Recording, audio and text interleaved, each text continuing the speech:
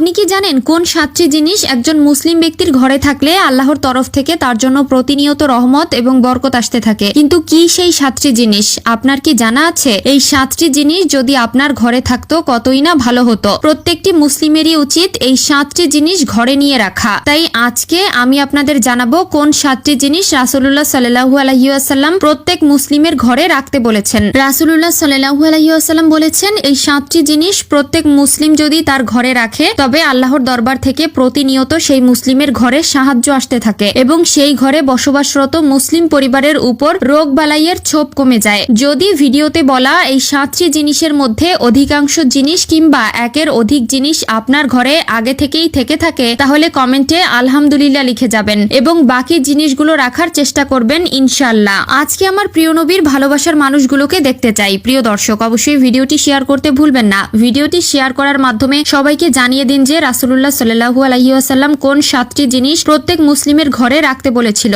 আমাদের প্রিয় নবী হযরত মুহাম্মদ সাল্লাল্লাহু আলাইহি ওয়াসাল্লাম ছিলেন আখিরি নবী। এই দুনিয়ায় তার থেকে বেশি কাছ থেকে আল্লাহকে কেউ জানে না এবং কেউ জানতেও পারে না, এমন কেউ জন্মায়নি। সে আমাদেরকে যতগুলো হাদিস এবং ভবিষ্যৎবাণী দিয়ে গেছেন বর্তমান আধুনিক বিজ্ঞান সেগুলোর সত্যতা প্রকাশ করেছে। তাই নবী সাল্লাল্লাহু আলাইহি ওয়াসাল্লাম আজ থেকে 1400 বছরেরও বেশি সময় আগে বলে গেছেন প্রত্যেক মুসলিমের ঘরে যাতে এই 7টি জিনিস রাখা হয়, যার মধ্যে প্রথমটি হলো খেজুর। প্রিয় নবী ইরশাদ করেছেন যে ঘরে খেজুর থাকে সেই ঘরে কিয়ামত পর্যন্ত কোনো দারিদ্রতা আসবে না। যদি কোনো ব্যক্তি সকালে এবং সন্ধ্যায় খেজুর খেয়ে থাকে অথবা প্রতিদিন সকালে নিয়মিত 7টি খেজুর খায় তবে মৃত্যু পর্যন্ত তার কোনো শারীরিক অসুস্থতা এবং মানসিক অসুস্থতা থাকবে না। 2. মধু সম্পর্কে আল্লাহ রাব্বুল আলামিন কোরআন মাজিদে ব্যাখ্যা করেছেন, সাথে রাসূলুল্লাহ সাল্লাল্লাহু আলাইহি ওয়াসাল্লামের একাধিক হাদিসেও 70-এর বেশি রোগের চিকিৎসার মুখ্য ঔষধ হিসেবে মধুকে ব্যবহার করা হয়। তৃতীয় যে জিনিসের কথা বলা হয়েছে রাসূলুল্লাহ সাল্লাল্লাহু আলাইহি ওয়াসাল্লাম জানিয়েছেন তা হচ্ছে জাইতুনের তেল।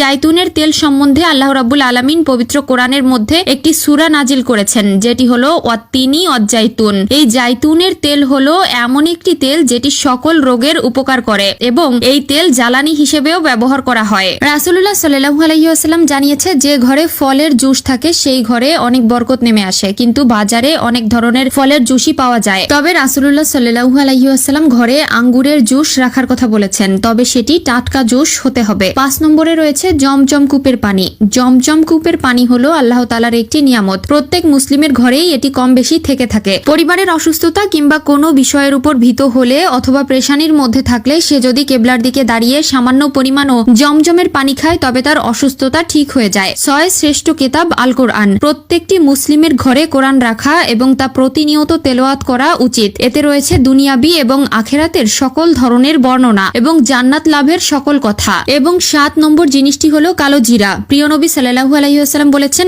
একমাত্র মৃত্যু ব্যতীত সকল ধরনের রোগের মহা ঔষধ হলো এই কালো জিরা। তাই প্রত্যেক মুসলিমেরই উচিত প্রতিদিন সামান্য পরিমাণে কালো জিরা ভক্ষণ করা। ভিডিওতে বলা 7টি জিনিসের মধ্যে কোন কোনটি আপনার ঘরে আছে কমেন্ট করে জানাতে ভুলবেন না কিন্তু।